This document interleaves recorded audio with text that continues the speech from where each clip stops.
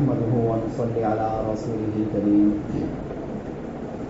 أما بعد فأعوذ بالله من الشيطان الرجيم بسم الله الرحمن الرحيم قل إن كنتم تحبون الله فاتبعوني يحببكم الله ويغفر لكم ذنوبكم والله غفور رحيم صدق اللہ العظیم. سامعین محترم اور معزز ساتھیو، اللہ کے نبی صلی اللہ علیہ وسلم کے ہم امتی ہیں. نبی صلی اللہ علیہ وسلم کا مقام و مرتبہ اللہ کے نزدیک تمام نبیوں میں سب سے افضل ہے. نبی صلی اللہ علیہ وسلم کی سنت کی بھی اللہ تعالیٰ کی یہاں بہت عظمت ہے. اسی وجہ سے اللہ تعالیٰ نے قرآن کریم میں یہ اعلان فرما دیا کہ اگر کوئی یہ چاہتا ہے کہ میں اس سے محبت کروں، میں اس سے پیار کروں، تو اسے یہ چاہیے کہ وہ میرے محبوب کے طریقے سے پیار کرے، وہ میرے محبوب کے سنت پر عمل کرے، میں اس سے پیار کرنے لگوں گا. اور نبی کے طریقے پر عمل کس طریقے سے کرنا ہے یہ صحابہ نے کر کے دکھایا. صحابہ کرام کی زندگی کو جب ہم کھنگالتے ہیں تو صحابہ نے اس سنت پر تو عمل کیا ہی جو ضروری تھا. جس سنت پر عمل کر کے جنت میں جانا ہمارے لیے ضروری تھا، اس سنت پر بھی عمل کیا صحابہ نے کہ جو کہ ضروری نہیں تھا. اگر نہیں کرتے تو گناہ نہیں ملتا. اور نہ اللہ کے نبی صلی اللہ علیہ وسلم نے اپنی زندگی میں کبھی حکم دیا کہ یہ کام بھی آپ کرو، لیکن اس کے باوجود بھی صحابہ کرام نے اس چیز کی بھی حفاظت کی اور اس پر بھی عمل کرنے کی مکمل کوشش کی. سب سے بڑے عاشق رسول صحابہ میں حضرت ابو بکر صدیق رضی اللہ عنہ، جنہوں نے اپنی پوری زندگی نبی صلی اللہ علیہ وسلم کی محبت میں گزار دی. ہر چیز میں اول مقام، ہر چیز میں کن کا تھا؟ حضرت ابو بکر صدیق رضی اللہ عنہ کا تھا. جب وہ دنیا سے جا رہے تھے تو انہوں نے یہ سوچا کہ میں نے پوری زندگی اللہ کے نبی صلی اللہ علیہ وسلم کی سنت کے مطابق زندگی گزاری ہے، میرے انتقال کے بعد تو میرا اختیار ختم ہو جائے گا، لہذا دنیا سے رخصت ہونے سے پہلے وصیت کر دی. حضرت عائشہ سے یہ سوال کیا کہ فی کم کفیتم النبی صلی اللہ علیہ وسلم، تم نے نبی صلی اللہ علیہ وسلم کو کتنے کپڑوں میں کفن دیا تھا؟ تو حضرت عائشہ صدیقہ نے فرمایا فی ثلاثۃ اسواب بیض سحولیۃ لیس فیہا قمیص ولا عمامہ، کہ 3 سفید کپڑوں میں جو دھلے ہوئے تھے اور جس میں عمامہ نہیں تھا، قمیص نہیں تھا. فرمایا فَأَيُّ يَوْمٍ تُوفِّيَ النَّبِيُّ صلی اللہ علیہ وسلم، کس دن نبی صلی اللہ علیہ وسلم دنیا سے رخصت ہوئے تھے؟ حضرت عائشہ نے فرمایا یوم الاثنین، پیر کے دن. پھر حضرت ابو بکر صدیق نے سوال کیا اپنی بیٹی حضرت عائشہ سے فَأَيُّ يَوْمٍ هَذَا، یہ کون سا دن ہے؟ حضرت عائشہ نے فرمایا یوم الاثنین، پیر کا دن ہے آج. حضرت ابو بکر صدیق نے فرمایا ارجو فیما بینی و بین اللیل، ابھی سے لے کر رات تک میں رخصت ہو جاؤں گا، مجھے ایسا لگ رہا ہے. حضرت ابو بکر صدیق کو پہلے سے اندازہ ہو گیا تھا. کہا یہ جو کپڑا میں پہنا ہوں یہ لے کر جاؤ، اس کو دھو دو، اور 2 کپڑا اور اپنی طرف سے اضافہ کر دینا، 3 کپڑا ہو جائے گا. فکفنونی، اسی میں مجھے تم کفن دے دینا. تو دیکھو 3 کپڑا ضروری نہیں تھا، لیکن اللہ کے نبی کو 3 کپڑے میں کفن دیا گیا. حضرت ابو بکر صدیق نے یہ سوچا کہ یہ سنت میرے جانے کے بعد کہیں چھوٹ نہ جائے، اس لیے اپنی بیٹی کو پہلے سے وصیت فرما دیا. حالانکہ وہ کپڑا پرانا تھا. حضرت عائشہ نے فرمایا کہ ھذا خلق، یہ تو پرانا کپڑا ہے. حضرت ابو بکر صدیق نے فرمایا ان الحی احق بالجدید من المیت، کہ زندہ آدمی نئے کپڑے کا زیادہ حقدار ہے مردار آدمی سے. اس لیے کہ یہ پیپ اور خون کی نظر ہو جائے گا یہ جو کپڑا ہے، اور جو زندہ ہے وہ پہنے گا تو اس کے لیے اچھا رہے گا۔ وَدُفِنَ قَبْلَ أَن يَصْبَحَ، صبح ہونے سے پہلے ان کو دفن کر دیا گیا، تاکہ نبی صلی اللہ علیہ وسلم جو پیر کے دن گئے، حضرت ابوبکر صدیق بھی پیر کے دن گئے، اور 3 کپڑے میں ان کو کفن بھی دیا گیا۔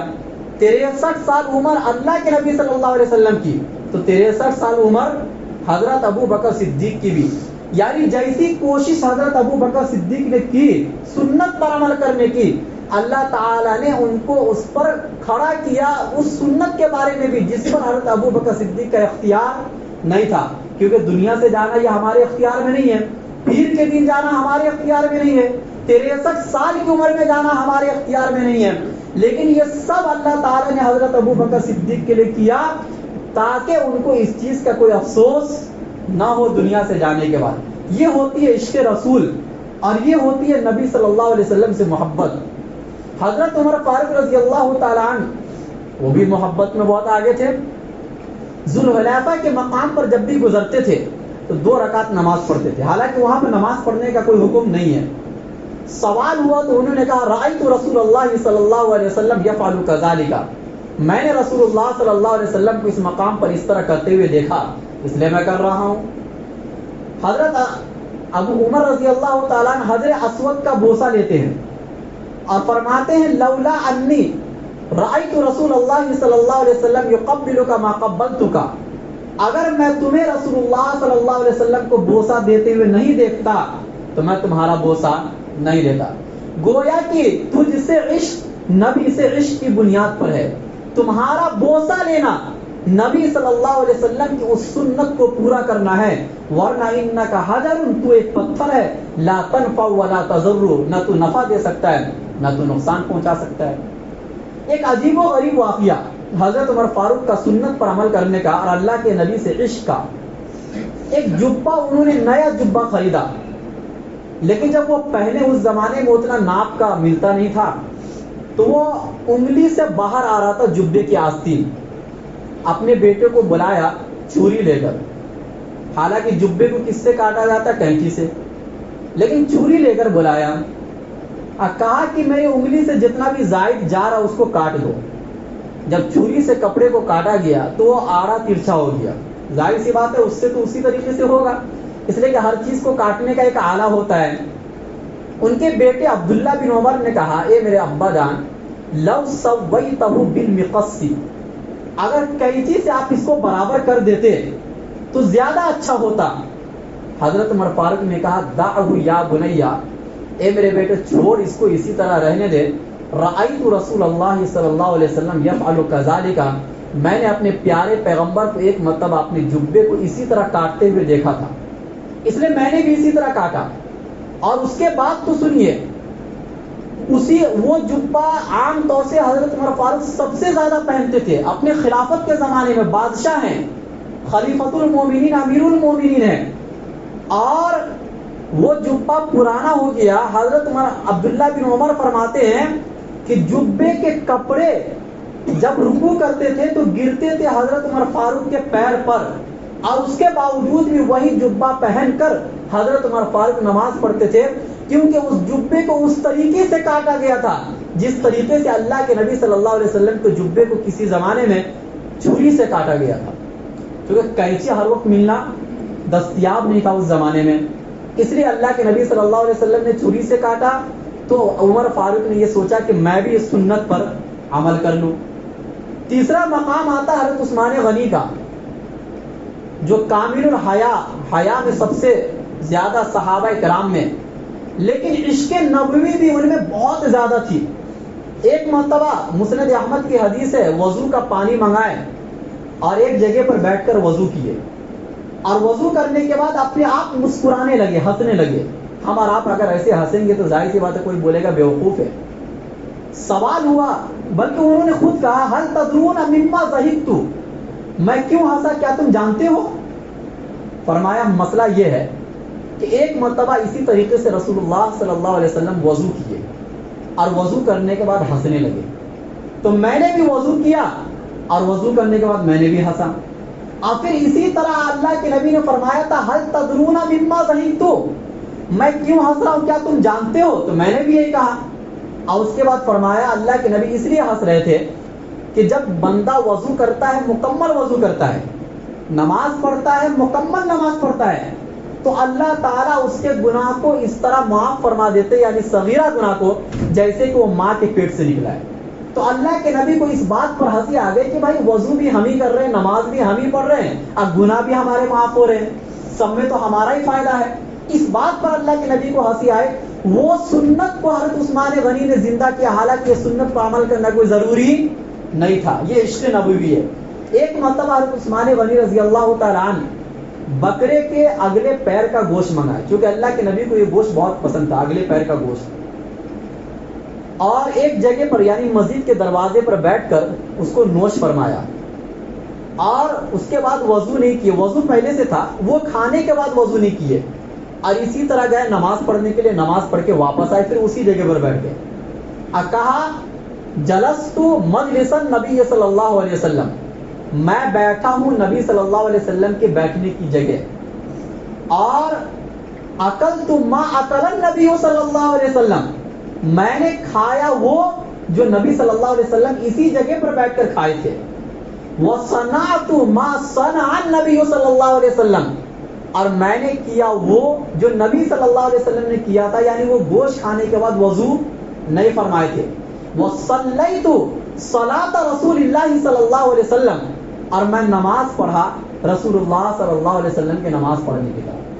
سوچو اس جگہ پر بیٹھ کر بکرے کے اگلے حصے کا گوشت کھانا یہ ضروری نہیں تھا، اور نہ جنت کا کوئی دار و مدار اس چیز کے اوپر تھا، لیکن حضرت عثمان غنی کو اللہ کے نبی سے اتنا عشق تھا کہ کسی وقت انہوں نے دیکھا تھا اللہ کے نبی صلی اللہ علیہ وسلم کو، تو انہوں نے سوچا کہ اپنی زندگی میں یہ عمل بھی ایک مرتبہ میں کر لوں، تاکہ نبی کی وہ سنت جس کو میں نے اپنی آنکھوں سے دیکھا ہے وہ میری زندگی سے رہ نہ جائے. یہ تھی حضرت عثمان غنی کی محبت. حضرت علی رضی اللہ تعالیٰ عنہ کا مقام و مرتبہ ہم اور آپ جانتے ہیں، اہل بیت میں سے ہیں. پیار اور محبت کتنا فرماتے تھے اللہ کے نبی ہم جانتے ہیں. ایک مرتبہ ایک سواری لائی گئی ان کے سامنے، سواری پر سوار ہونے سے پہلے فرمایا بسم اللہ، پھر کہا الحمدللہ، سبحان الذی سخر لنا ھذا وما كنا له مقرنین وإنا إلی ربنا لمنقلبون. اور اس کے بعد 3 مرتبہ الحمدللہ، 3 مرتبہ اللہ اکبر. اب اس سواری پر سوار ہو گئے، اور سوار ہونے کے بعد ہنسنے لگے. لوگوں نے کہا یا امیر المومنین من ای شیء ضحکت، اے امیر المومنین آپ کیوں ہنس رہے ہیں؟ انہوں نے فرمایا کہ ایک مرتبہ میں نے اللہ کے نبی کو دیکھا تھا اسی طرح سوار ہوتے ہوئے، اور یہی دعا پڑھتے ہوئے، اور سوار ہونے کے بعد اللہ کے نبی صلی اللہ علیہ وسلم مسکرائے تھے اسی طرح جیسے میں مسکرا رہا ہوں. اور لوگوں نے سوال کیا تھا یا رسول اللہ من ای شیء ضحکت، اے اللہ کے پیارے رسول آپ کیوں ہنس رہے ہیں؟ فرمایا میں اس لیے ہنس رہا ہوں کہ بندہ کے اس فعل کے اوپر تعجب ہوتا ہے اللہ تعالیٰ کو، کہ جب بندہ یہ کہتا ہے کہ اللہ تو میرے گناہ کو معاف فرما، حالانکہ بندہ یہ جانتا ہے کہ اللہ کے علاوہ کوئی معاف نہیں فرما سکتا. اس بات پر اللہ کو تعجب ہوتا ہے کہ دیکھو میرا بندہ کتنا عاجزی انکساری کر رہا ہے، میں ہی معاف کر سکتا ہوں، میرے علاوہ کوئی معاف نہیں کر سکتا ہے، پھر بھی میرے سامنے رو رہا ہے، گر گرا رہا ہے. اس بات یہ چیز اللہ کو بہت اچھی لگتی ہے. اس بات پر اللہ کے نبی صلی اللہ علیہ وسلم کو ہنسی آئی تھی، اور اسی طریقے سے مسکرائے تھے سواری پر سوار ہو کر. میں نے سوچا کہ وہ سنت میں نے اپنی آنکھوں سے دیکھا تھا، آج میں اس سنت کو پورا کر دیتا ہوں. حضرت عبداللہ بن عمر حضرت عمر فاروق کے بیٹے ہیں، یہ سنت پر عمل کرنے کے اتنے زیادہ دل دادا تھے کہ صحابہ کے زمانے میں اگر ہم اور آپ ہوتے تو ہم کہتے یہ مجنون ہے، پاگل ہے. اتنا زیادہ پیار اللہ کے نبی کی سنت سے، اور مشہور ہو گئے تھے عاشق رسول سے. ہر صحابی کا اپنا ایک لقب تھا. حضرت عبداللہ بن عمر کا لقب عاشق رسول، اس نام سے وہ مشہور ہو گئے تھے. کتنا عشق فرماتے تھے. ایک مرتبہ حضرت عبداللہ بن عمر رضی اللہ تعالی عنہ راستے پر چل رہے تھے، اور چلتے چلتے تھوڑا سا ہٹ گئے. سوال ہوا یہ کیا بات ہے؟ انہوں نے فرمایا کہ ایک مرتبہ اسی راستے پر اللہ کے نبی چل رہے تھے اور چلتے چلتے تھوڑا سا ہٹ گئے تھے، اس لیے میں نے سوچا کہ میں بھی تھوڑا سا ہٹ جاتا ہوں۔ ایک مرتبہ ایک مقام پر اللہ کے نبی صلی اللہ علیہ وسلم سواری سے اترے اور قضائے حاجت کے لیے بیٹھ گئے۔ اسی راستے سے حضرت عبداللہ بن عمر کا کسی زمانے میں گزر ہوا، تو گزرتے گزرتے اس جگہ پر اترے تو لوگوں نے یہ سوچا کہ ہو سکتا ہے 2 رکعت نفل پڑھنے کے لیے اتر رہے ہیں۔ ان کے غلام نے کہا کہ مسئلہ یہ نہیں ہے، مسئلہ یہ ہے کہ ایک مرتبہ اللہ کے نبی اسی جگہ پر آئے تھے اور اپنی حاجت کو انہوں نے پورا کیا تھا۔ فَهُوَ يُحِبُّ أَن يَقْضِيَ حَاجَتَهُ، حضرت عبداللہ بن عمر یہ چاہتے ہیں کہ یہ بھی اسی جگہ پر اسی طریقے سے بیٹھ کر اپنی حاجت کو پوری کرے۔ حالانکہ ان کو حاجت نہیں آئی تھی حضرت عبداللہ بن عمر کو، لیکن اس طریقے سے مشابہت اختیار کرنے کے لیے سواری سے اترے اور اسی جگہ پر بیٹھے جس جگہ پر عبداللہ بن اللہ کے نبی صلی اللہ علیہ وسلم بیٹھے تھے۔ ایک مرتبہ ایک درخت کے پاس سے عبداللہ بن عمر گزرے تو وہاں پر قیلولہ کرنے کے لیے، آرام کرنے کے لیے تھوڑا سا بیٹھ گئے۔ لوگوں نے سوال کیا تو عبداللہ بن عمر نے فرمایا کہ میں نے اس درخت کے نیچے اللہ کے نبی صلی اللہ علیہ وسلم کو قیلولہ کرتے ہوئے یعنی آرام فرماتے ہوئے میں نے دیکھا ہے، تو میں نے بھی اس درخت کے پاس سے جب گزرا تو میں سوچا کہ میں بھی تھوڑا آرام کر لیتا ہوں۔ حضرت عبداللہ بن عمر رضی اللہ تعالیٰ عنہ اتنا پیار کرتے تھے اللہ کے نبی صلی اللہ علیہ وسلم سے کہ جب وہ بازار جاتے تھے تو سلام کرتے تھے لوگوں سے، نہ کچھ خریدتے تھے، نہ بھاؤ کرتے تھے، نہ کہیں بیٹھتے تھے، واپس آ جاتے تھے۔ ایک مرتبہ آپ نے کسی شاگرد حضرت طفیل رحمۃ اللہ علیہ سے فرمایا کہ چلو بازار چلتے ہیں، تو انہوں نے فرمایا آپ کا بازار جانے کا کیا مقصد ہے؟ نہ کچھ سامان خریدتے ہیں، نہ کہیں بیٹھتے ہیں، واپس آ جاتے ہیں یوں ہی، پھر کیا فائدہ جا کر یہیں بیٹھ کر بات کرتے ہیں؟ انہوں نے کہا کہ بات یہ ہے کہ میں بازار صرف سلام کرنے کے لیے جاتا ہوں تاکہ اللہ کے نبی کی یہ سنت سلام یہ زندہ ہو اور زیادہ سے زیادہ زندہ ہو۔ حالانکہ سلام اس وقت ہوتا ہے جب کوئی آپ سے ملاقات کرے، زبردستی آپ کسی سے ملاقات کر کے سلام کرے، یہ اللہ کے نبی نے حکم نہیں دیا ہے۔ لیکن عبداللہ بن عمر نے یہ سوچا کہ میں اس سنت کو بازار میں جا کر زندہ کروں تاکہ لوگوں کی نظروں میں یہ چیز آ جائے کہ نبی کی یہ بھی سنت ہے۔ ایک مرتبہ ایک راستے پر چل رہے تھے، گانے بجانے کی آواز آئی عبداللہ بن عمر کے کان میں، راستے سے ہٹ گیا اور اپنے کانوں پر انگلی ڈال دیا۔ اپنے شاگرد حضرت نافع سے فرماتے ہیں کہ ابھی بھی آواز آ رہی ہے؟ انہوں نے کہا نہیں، اب کوئی آواز نہیں آ رہی ہے۔ فرمایا کہ ایک مرتبہ میں نے اللہ کے نبی کو دیکھا، وہ راستے پر چل رہے تھے، ان کے کان میں گانے بجانے کی آواز آئی اور اسی طریقے سے وہ راستے سے ہٹ گئے تھے اور اپنے کانوں پر انگلی ڈال دیا تھا۔ میں نے بھی سوچا کہ آج اس سنت پر عمل کر لیتا ہوں۔ اتنا پیار تھا۔ حضرت انس رضی اللہ تعالیٰ عنہ کو ہم اور آپ جانتے ہیں، خادم رسول اللہ صلی اللہ علیہ وسلم کی 10 سال تک انہوں نے خدمت کی ہے مدینہ کی زندگی کے اندر، اور ان کا لقب تھا خادم رسول اللہ صلی اللہ علیہ وسلم۔ انہوں نے ایک مرتبہ، ایک درزی تھا نبی کے زمانے میں، کپڑا سلتا تھا، انہوں نے اللہ کے نبی صلی اللہ علیہ وسلم کو دعوت کی اپنے گھر پر۔ گوشت اور کدو یہ سالن میں انہوں نے بنائے، اللہ کے نبی صلی اللہ علیہ وسلم کے سامنے خبزن و مرقن، روٹی اور شوربہ رکھ دیا، فیہ دبا، اس میں کدو بھی تھا۔ لیکن حضرت انس فرماتے کہ رأیت رسول اللہ صلی اللہ علیہ وسلم تتبع الدباء من حوالی القصعۃ، میں رسول اللہ صلی اللہ علیہ وسلم کو دیکھ رہا ہوں کہ کدو کو تلاش کر رہے ہیں برتنوں کے ارد گرد سے، چاروں طرف سے کدو تلاش کرتے تھے، اللہ کے نبی کھا رہے ہیں۔ ایک وہ دن ہے اور ایک آج کا دن ہے، فلم ازل احب الدباء من یومئذ، اس دن سے لے کر آج تک میں کدو سے پیار کرتا ہوں، اور جب بھی مجھے بازار میں یہ سبزی ملتا ہے میں واپس اپنے گھر پر لے کے آتا ہوں اور اس کو بناتا ہوں۔ حضرت ابو دردہ رضی اللہ تعالیٰ عنہ، مشہور صحابی رسول، جب بھی بات کرتے تھے تو مسکراتے تھے۔ ان کی ماں نے کہا کہ بیٹا ایسا نہ کرو، لوگ تمہیں پاگل سمجھیں گے، لا یقول الناس انک ای احمق، لوگ آپ کو احمق، بیوقوف کہنے لگیں گے۔ انہوں نے کہا امی جان بات یہ نہیں ہے, بات یہ ہے ما رأیت رسول اللہ صلی اللہ علیہ وسلم یحدث حدیثا الا تبسما, میں نے رسول اللہ صلی اللہ علیہ وسلم کا چہرہ انور جب بھی بات کرتے ہوئے دیکھا تو میں نے دیکھا نبی مسکراتے تھے. وہ سنت پر میں عمل کر رہا ہوں. آج ہم اور آپ ہیں, اگر ایسے آدمی سے بات کرتے ہیں جس سے کوئی دنیاوی نفع ہوتا ہے تب تو مسکرا کر بات کرتے ہیں, لیکن اگر کسی سے کوئی دنیاوی نفع مقصود نہیں ہوتا ہے تو مسکرا کر نہیں, چہرہ ملا کر بھی بات نہیں کرتے ہیں, بلکہ چہرہ پھیر کر بات کرتے ہیں. یہ نبی صلی اللہ علیہ وسلم کی سنت نہیں ہے. حضرت برا بن عازب رضی اللہ تعالیٰ ایک مرتبہ ممبر پر کھڑے ہوتے ایک مسئلہ بیان کرتے ہیں کہ قربانی میں یہ قسم کے جانور جائز نہیں ہے. اللہ کے نبی جب ممبر رسول پر کھڑے ہو کر یہ مسئلہ بیان کیا تھا تو انگلی سے اشارہ کر کے بیان کیا تھا. وہ صحابی بھی جب بیان کر رہے تھے تو انگلی سے اشارہ کر کے کہ نمبر 1, نمبر 2, نمبر 3, نمبر 4.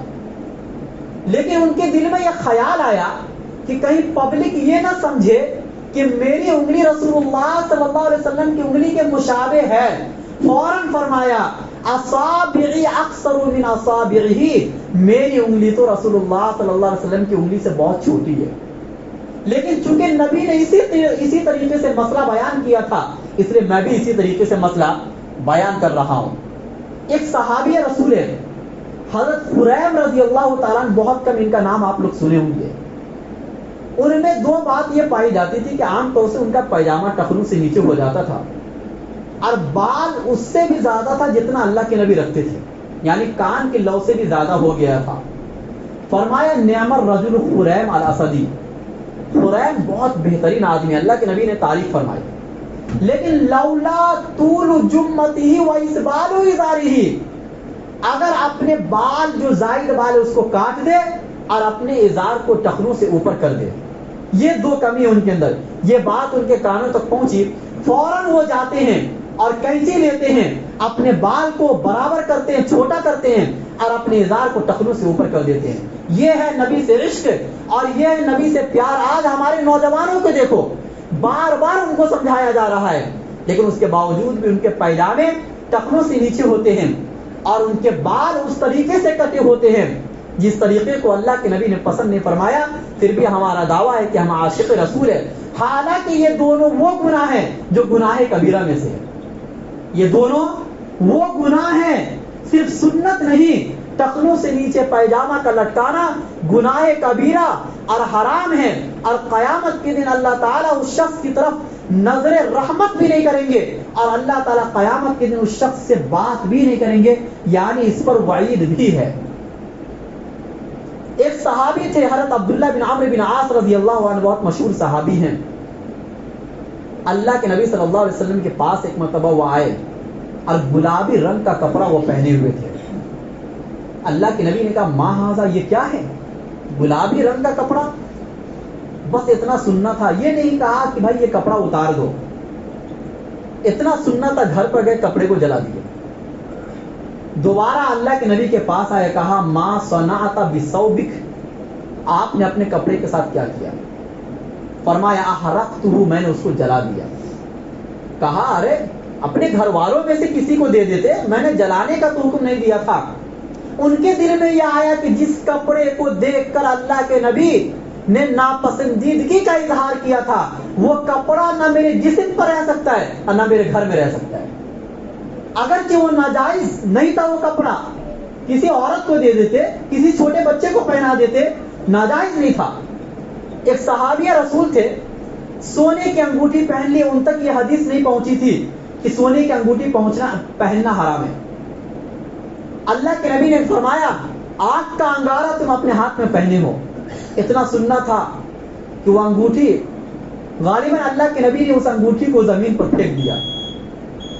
پھینکنے کے بعد جب اللہ کے نبی چلے گئے تو اللہ کے نبی کے جو اور صحابہ تھے انہوں نے فرمایا کہ خود خاتمہ کا اپنی انگوٹھی لے لو, انتفع بھی, اس کو بیچ دینا یا کوئی دوسرا نفع حاصل کر لینا یا اپنے گھر کے عورتوں کو دے دینا, عورتوں کے لیے تو سونے کی انگوٹھی پہننا جائز ہے. کہا واللہ لا آخذہ ابدا وقد طرحہ رسول اللہ صلی اللہ علیہ وسلم, اللہ کی قسم میں اس انگوٹھی کو نہیں لے سکتا جس کو رسول اللہ صلی اللہ علیہ وسلم نے اپنے ہاتھوں سے پھینک دیا ہے. جس انگوٹھی، حالانکہ اللہ کے نبی کے پھینکنے کا مقصد یہ نہیں تھا کہ آپ اس کو استعمال نہیں کر سکتے ہو، بلکہ پھینکنے کا مقصد صرف اتنا بتانا تھا کہ آپ اس کو نہیں پہن سکتے ہو، آپ کے گھر والے پہن سکتے ہیں. لیکن یہ تھا صحابہ کا عشق، اور یہ ہے صحابہ کی محبت. ایک ہم ہیں کہ 1000 مرتبہ، حالانکہ وہ صحابہ عشق نبوی کا دعویٰ نہیں کرتے تھے، ان کی زندگی میں دعویٰ نہیں تھا، ان کی زندگی میں عمل تھا. اور دیکھو، نبی کی سنت پر عمل کرنا، اس کے بغیر کوئی چارہ نہیں ہے. یہ ایسا ہی ہے جیسے ایک امام نماز پڑھاتا ہے اور آپ اس کو فالو کرتے ہیں، آپ اس کے پیچھے پیچھے عمل کرتے ہیں. کیوں؟ اس لیے کہ وہ آپ کا امام ہے نماز کے لیے. ہمارے پوری زندگی کے امام خاتم الانبیاء حضرت محمد رسول اللہ صلی اللہ علیہ وسلم ہیں. اس لیے ہمیں بھی اپنی پوری زندگی نبی کے طریقے کو فالو کرنا ہے. یہ ایسا ہی ہے جیسے کوئی دلہن جب وہ سجتی ہے، جب ان کے ہاتھ میں زیور، ان کے کان میں زیور، پیر میں اوزار جب ہوتے تو وہ ہر بار یہی سوچتی ہے کہ یہ اس لیے میں پہن رہی ہوں تاکہ میرے شوہر کو اچھا لگے. سجی ہوئی دلہن ایک شوہر کو بہت اچھی لگتی ہے، اور ہر آدمی کو اچھی لگتی ہے.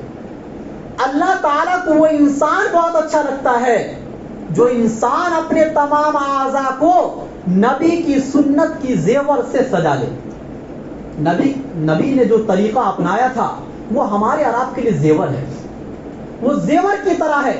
اس انسان سے اللہ اسی طرح پیار کرتے ہیں جیسے کوئی شوہر اپنی سجی ہوئی دلہن سے پیار کرتا ہے.